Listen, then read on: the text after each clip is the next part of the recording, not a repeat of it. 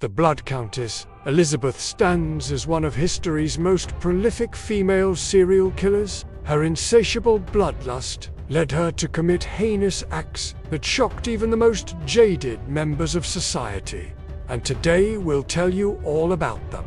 But before we dive into this dark tale, make sure to hit that like button and subscribe for more chilling content. Elizabeth was born into nobility in 1560 in Nitraba. By the time she was 24, she had married the heir to a vast fortune and given birth to 3 children. She took great pleasure in torturing her victims, devising cruel methods to maximize their suffering.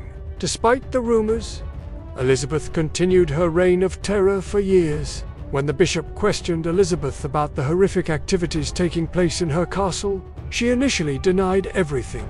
However, as the investigation progressed, more and more evidence came to light, including the testimonies of servants who had witnessed the gruesome events firsthand. It was not until her own family members started questioning her sanity that she was finally brought to justice. She used her influence and connections to bribe and intimidate those who sought to bring her down. She was initially sentenced to be burned at the stake, but due to her status as a noblewoman, she was spared that gruesome fate. Instead, she was strangled to death, a punishment that was fitting for someone who had strangled so many of her victims. However, eventually, the relentless efforts of the authorities caught up with her, and she was finally sentenced to death. One of her favorite methods was to have the victims tied up and suspended by ropes from the rafters, leaving them to slowly dangle and writhe in pain. Another disturbing practice was to have the victims sewn up in lead-lined coffins while still alive, a horrifying ordeal that often resulted in their slow suffocation. However, after giving birth to her 4th child, Elizabeth developed a strange ailment that drove her to do unspeakable things.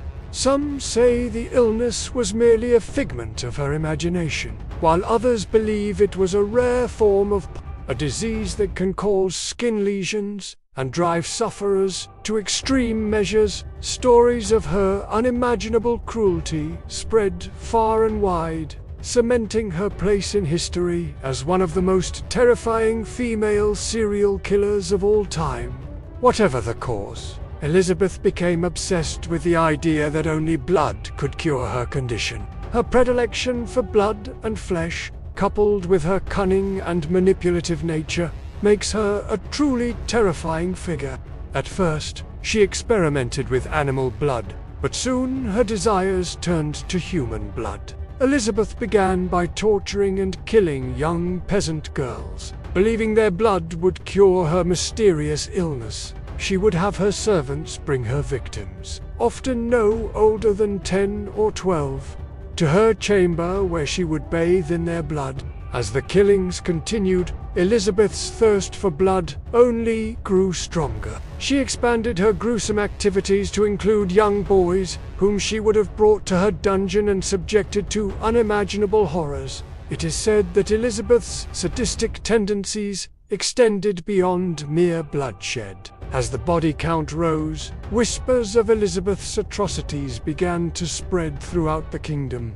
In 1610, Elizabeth's son accused her of heresy and cannibalism, prompting an investigation by the Bishop of Gr. Finally, in 1611, Elizabeth was arrested and charged with the killings. Despite the overwhelming evidence against her, Elizabeth managed to avoid execution for several years. On August 12, 1611, Elizabeth was executed in the city of death. Even in death, Elizabeth's legend only grew. Throughout history, there have been numerous women who have committed heinous crimes, yet none have matched the sheer brutality and sadism of Elizabeth.